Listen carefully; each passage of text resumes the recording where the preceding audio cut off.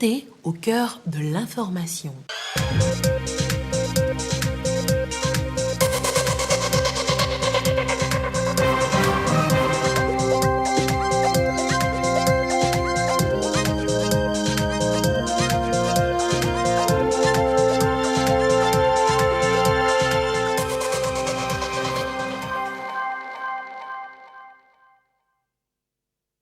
Bonsoir madame, bonsoir monsieur. Voici d'abord les titres de ce journal.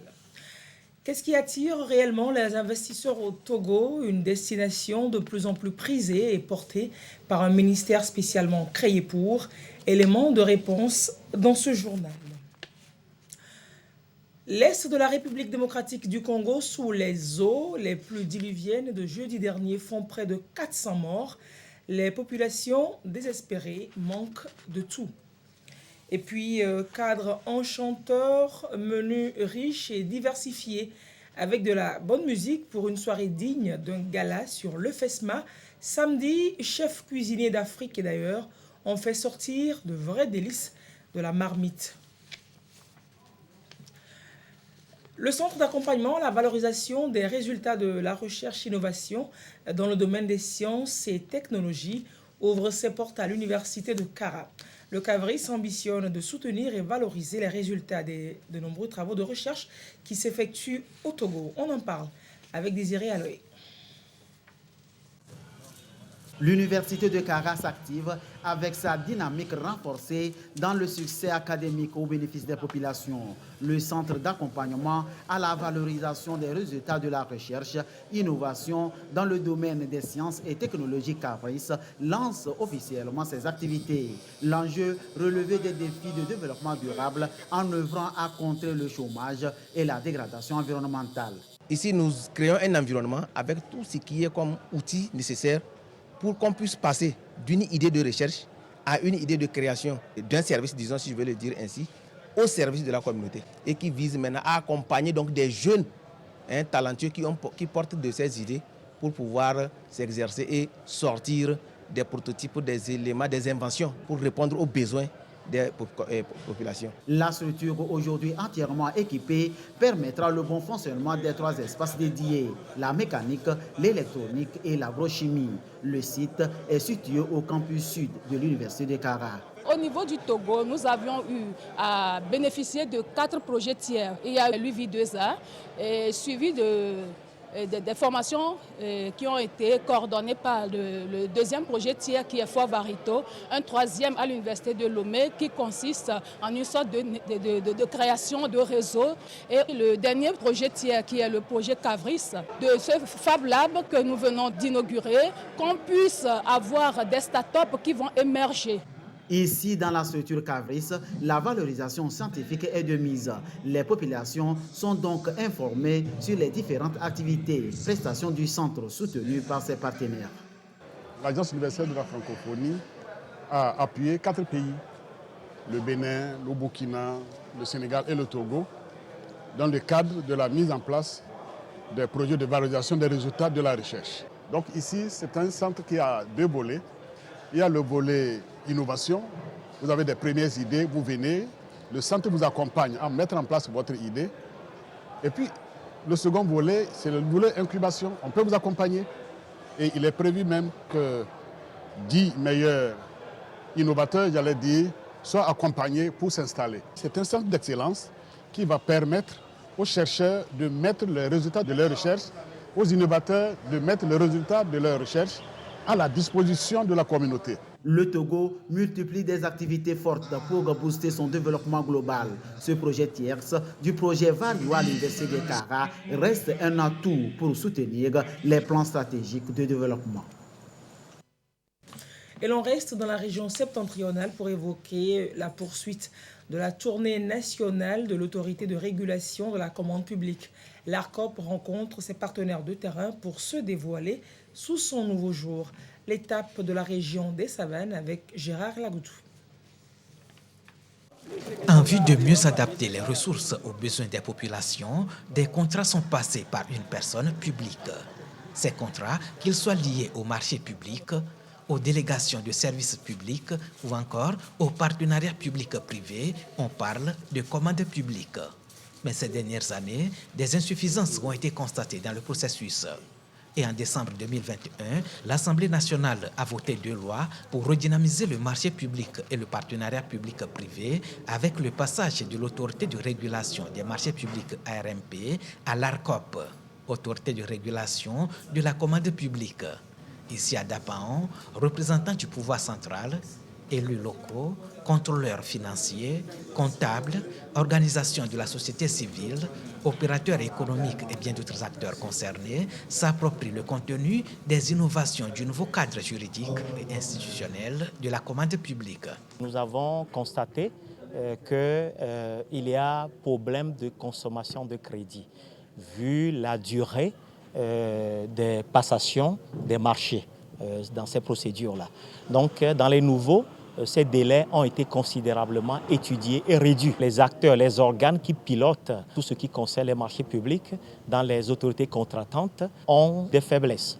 Et donc, ça a été amélioré où il y aura plus certaines commissions. Un conseil économique sera également mis en place pour la collecte, le traitement et l'analyse de données relatives à la commande publique à mettre à la disposition des décideurs. Nous venons de divers horizons. Donc nous avons des parcours différents. Nous faisons la pratique de la commande publique, mais il y a encore beaucoup de choses qu'il faille qu'on nous inculque. Nous aurons vraiment un plus. Les mairies sont vraiment visibles, sont appréciées par leurs administrés. Nous aurons vraiment à avoir des compétences et à faire à bien nos projets que nous avons déjà prévus. Ces innovations ici présentées sont en parfaite harmonie avec les tests qui régissent la commande publique dans l'espace UEMOA, Union économique et monétaire ouest africaine. La destination Togo est de plus en plus prisée par les investisseurs étrangers, un phénomène qui participe à la croissance du produit intérieur brut. Cette attractivité pourrait être le fruit de réformes entreprises par le gouvernement depuis quelques années. Un des éléments les plus importants d'ailleurs est la création d'un ministère dédié à la promotion des investissements. Mais la question demeure, qu'est-ce qui attire réellement les investisseurs vers le Togo? Élément de réponse dans ce dossier de Carmen Madjé à Capo. Le Togo est devenu une destination de choix pour les investissements étrangers. Entre 2019 et 2020, le volume des investissements directs étrangers enregistrés par l'économie nationale se situait entre 191 milliards et 352 milliards 500 millions de francs CFA. Cette attraction des investisseurs est le résultat des réformes entreprises par le gouvernement, des réformes pour améliorer le climat des affaires et des projets structurants ont été réalisés pour créer un cadre favorable à l'investissement privé. Le Togo a réformé son cadre fiscal et douanier et offre aujourd'hui 3 régimes privilégiés aux investisseurs, notamment le régime douanier de droit commun reposant sur le Code général des impôts, le régime du Code des investissements pour tous les investisseurs, tous les investissements qui vont au-delà de 50 millions et qui s'adressent à un marché sous-régional et le marché togolais en priorité, et le régime de la zone franche qui offre des avantages extraordinaires aux investisseurs dont le marché est orienté à 70% à l'exportation. Il faut également souligner que la feuille de route gouvernementale décline très clairement la vision du chef de l'État, liste les projets et réformes phares du gouvernement à l'horizon 2025.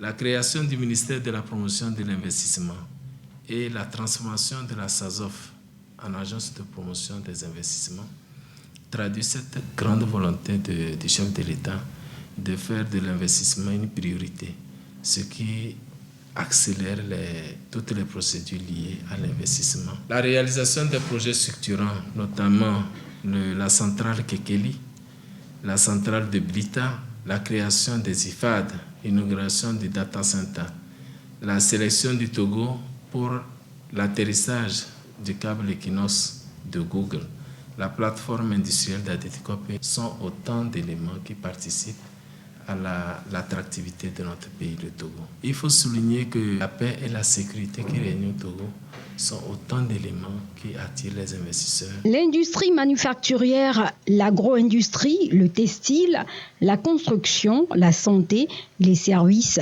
constituent des domaines porteurs qui attirent de plus en plus les investisseurs. Nous relevons que le secteur de l'agro-industrie reste prédominant.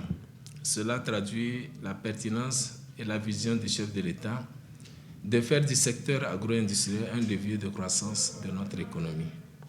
Le projet phare dans le secteur est celui de l'agropole de Kara, où vous avez des opportunités d'investissement sur toute la chaîne de valeur, de la production, du stockage, la mécanisation, l'irrigation, la production et la commercialisation d'intrants, ainsi que la transformation des produits. La feuille de route gouvernementale entend mobiliser pour la réalisation des projets qu'elle porte des investissements privés nationaux et étrangers à hauteur de 65%. Le ministère de l'Investissement compte mettre à contribution les différents régimes incitatifs prévus dans son cadre légal pour l'atteinte de ces objectifs. Il est important d'une part de faire connaître les opportunités d'investissement qu'offre le Togo et d'autre part que les investisseurs sachent qu'au Togo il est facile de faire des affaires et que leur investissement est en pleine sécurité.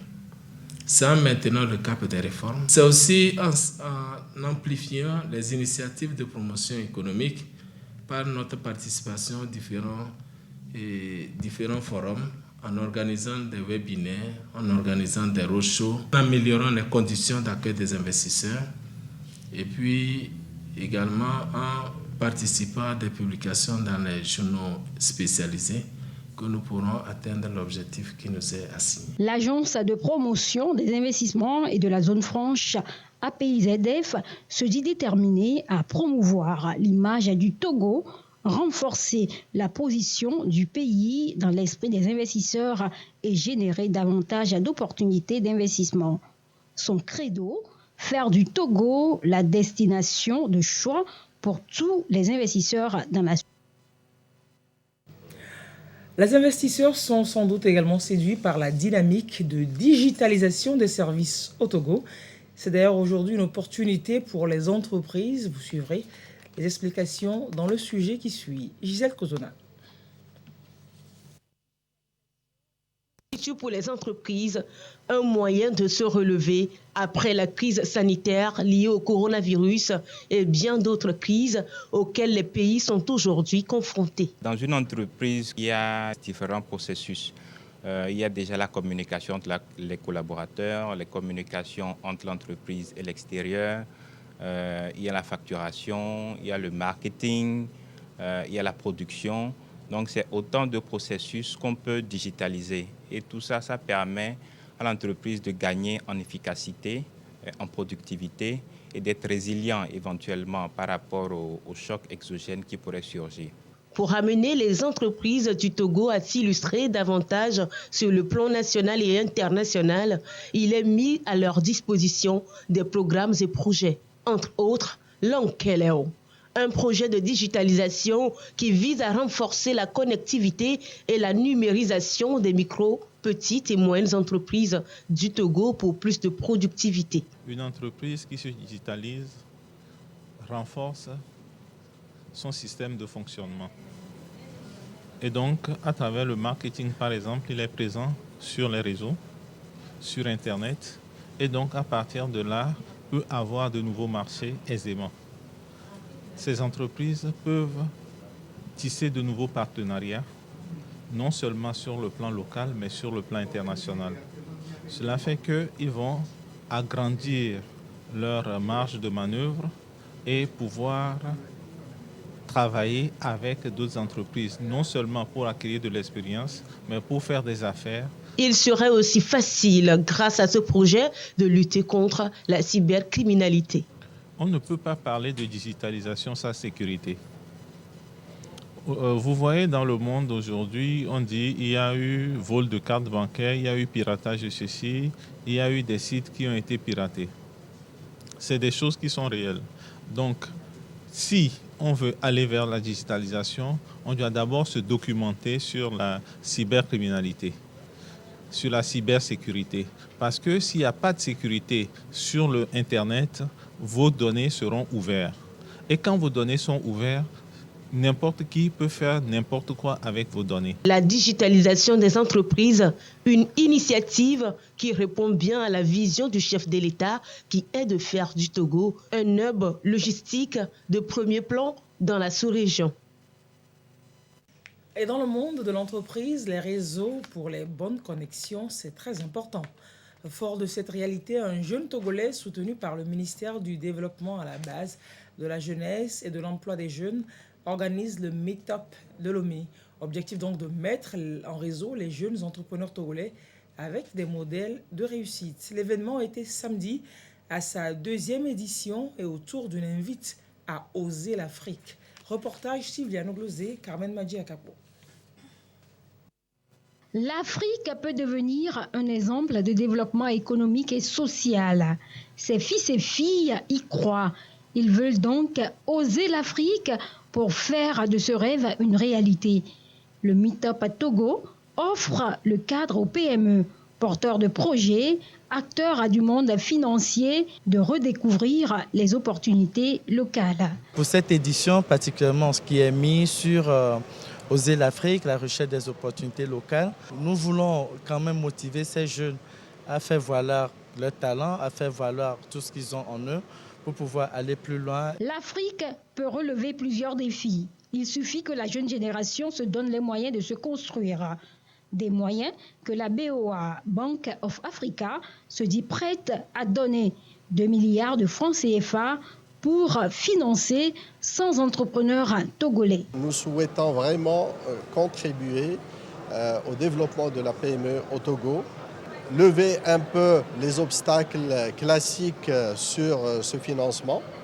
Notre principale garantie dans les dossiers, c'est l'engagement du promoteur, son sérieux et l'existence d'un vrai projet. Le Meetup Togo offre l'opportunité à la jeune génération de partager leurs expériences avec des modèles de réussite made in Africa.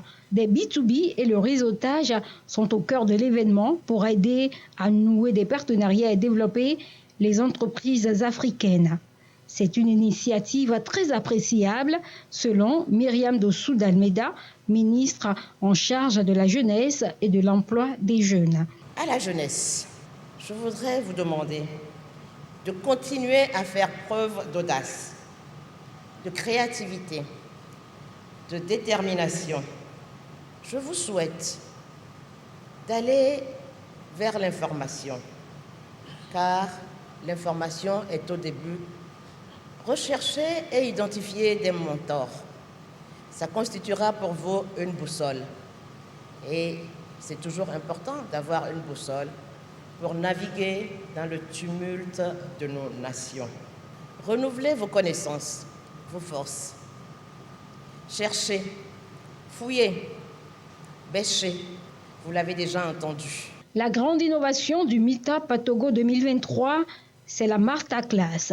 Des success stories d'éminents modèles de réussite africains sont au rendez-vous pour amener les jeunes à oser faire plus et mieux. Nous poursuivons cette édition avant d'aller en page internationale avec ce communiqué de l'Assemblée nationale. La présidente de l'Assemblée nationale informe les honorables députés que la 4e séance plénière de la première session ordinaire de l'année aura lieu le lundi 8 mai 2023 à 9h au siège de l'Assemblée nationale. Le communiqué est fait le 4 mai 2023 à Lomé, signé par la présidente de l'Assemblée nationale, Yawa Djigbori Chegan. Dans l'est de la République démocratique du Congo, le bilan s'alourdit après les inondations et glissements de terrain provoqués par de fortes pluies jeudi dans le sud Kivu. L'on compte pour le moment 394 morts dont les corps ont été retrouvés. Plusieurs villages donc ont été submergés, de nombreuses maisons emportées, des champs dévastés et les populations sur place manquent de tout. Regardons donc le désespoir qui règne par là. L'eau boueuse a tout balayé, semant la mort et la désolation à Niamoukubi, un des villages dévastés jeudi dernier par les inondations dans le sud Kivu, dans l'est de la RDC. Sous l'effet d'une forte pluie, les rivières Niamoukubi et Chichova ont débordé et tout emporté sur leur passage. L'administrateur du territoire de Kalehe chiffrait samedi à 203 le nombre de corps retrouvés dans cette sous-localité de Bouchouchou. Cette jeune fille raconte avoir perdu ses parents et ses enfants. Je n'ai plus de famille, plus de champs. Maintenant, je dois chercher où dormir. Je sais que mon mari est en vie, mais tous nos enfants sont morts. Les équipes de la Croix-Rouge enroulent les corps dans des couvertures avant de les inhumer dans des fosses communes. 120 dépouilles ont ainsi été enterrées. Débordés par l'ampleur de la catastrophe, ces agents appellent à l'aide. Le chef du village craint le pire. Nous pensons que de nombreux corps ont été rejetés dans le lac. Au bout de 3 jours, ils seront visibles. Et nous nous demandons comment nous allons nous en sortir. Nous n'avons pas de sac mortuaire. Nous ne recevons pas de soutien financier pour ce que nous faisons. C'est la plus grande difficulté. Normalement, les choses vont s'empirer parce qu'on vient de m'informer qu'il y a un garçon qui était là-bas, de 25 ans. Il vient de décéder tout de suite là, à l'hôpital. Et donc, les autres qui sont là, on ne sait pas. Alors, j'ai dit au gouvernement provincial qui est national de nous venir en aide parce que les gens vivent difficilement. Terminus de tous les malades et blessés. L'hôpital pour la promotion de la santé mère et enfant est le seul établissement de la zone encore fonctionnel. Il doit cependant faire face au manque de médicaments, de personnel soignant et de lits. L'affluence des cas démontre bien qu'on est débordé parce que nous avons déjà dépassé notre capacité d'accueil. Pour les lits, vous constatez que certains dorment à même les sols.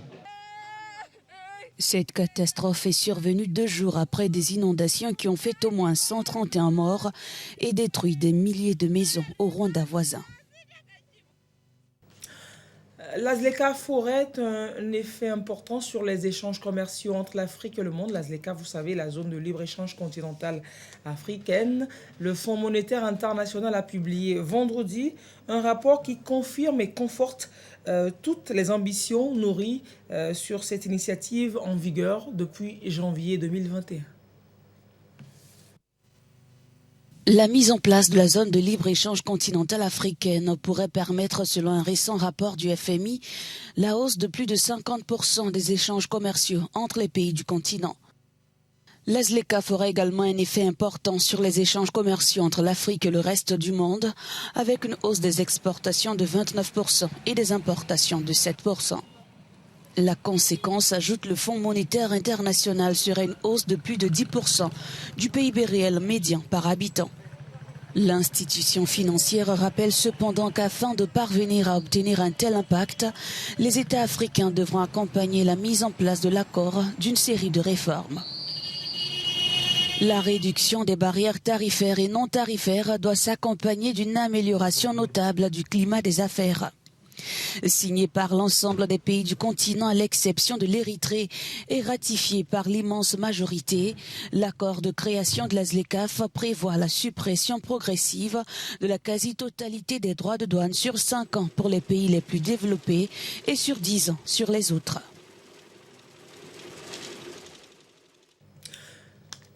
Miss Togo 2023, Chimène Ablaye Moladja lance son projet social, projet intitulé Scolarisation de la jeune fille.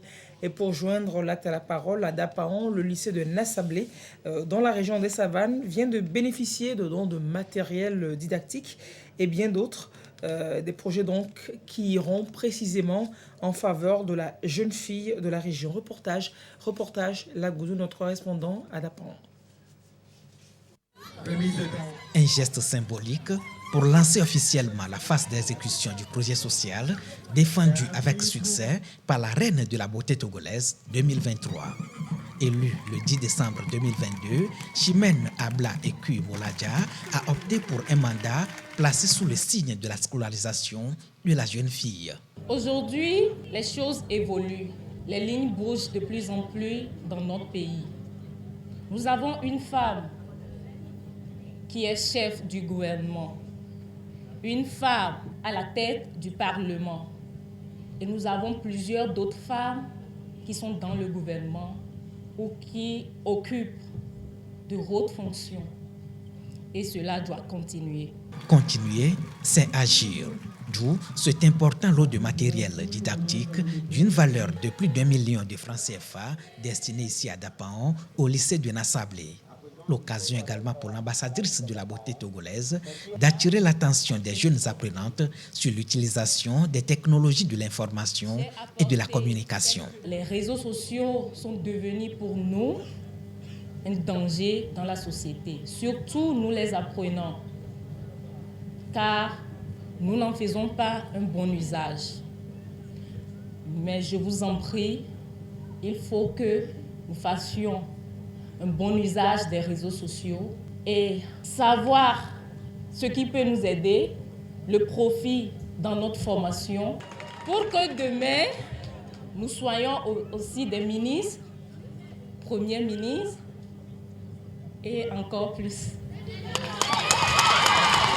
Tous émus, autorités locales, associations des parents d'élèves et bien d'autres acteurs de l'éducation ont exprimé leur gratitude au Comité national Miss Togo et ses partenaires pour cet appui. Il y a plusieurs établissements, mais nous sommes le premier établissement à être retenu pour ce lancement.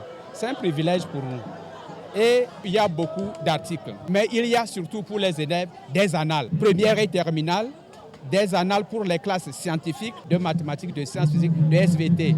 Je crois que ça va booster les sciences dans la région des savanes. C'est donc à la hauteur de l'estime qui nous a été accordée que nous promettons de faire bon usage de votre précieux cadeau et de réussir brillamment pour une bonne visibilité de la jeune féminine et son insertion dans tous les domaines sociaux, tant sur le plan national que sur la scène internationale.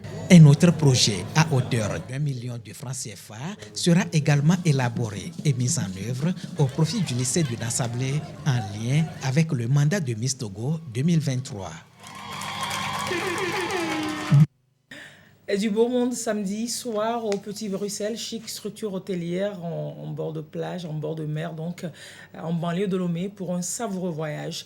Le dîner de gala du festival de la marmite a titillé tous les sens, de colorés et savoureux mets locaux revisités par des chefs et servis accompagnés de belles sonorités que l'on ne pouvait qu'apprécier. Regardons ensemble avec Gisèle Kozona.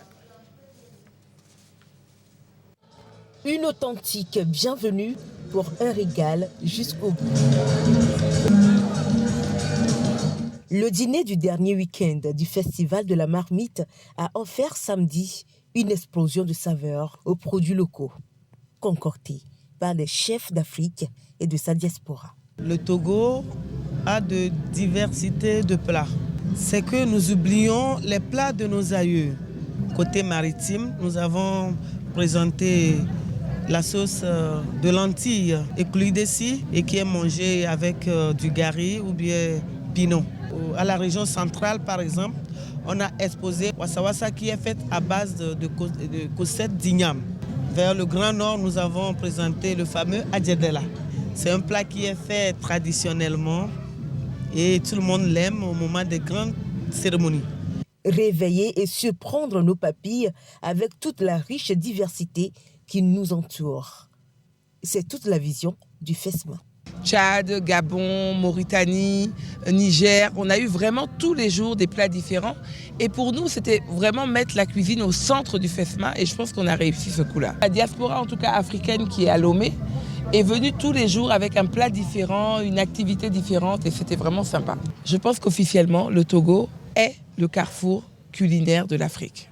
Le jeune festival est accompagné et salué par les autorités publiques.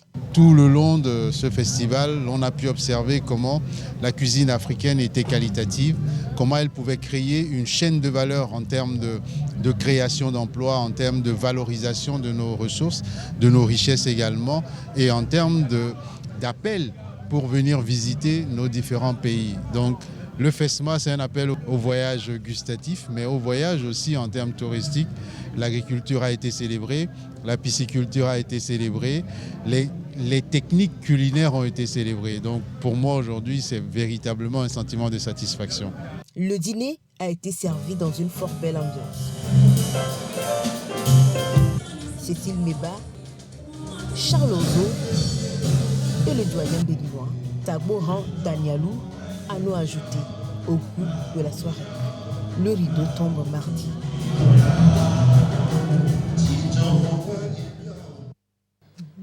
Vous avez encore quelques jours pour visiter le festival de la marmite qui se tient au centre des expositions et foires de Lomé. C'est la fin de ce journal. Merci de l'avoir suivi. Restez sur la TVT pour la suite de ces programmes. Au revoir et à très bientôt.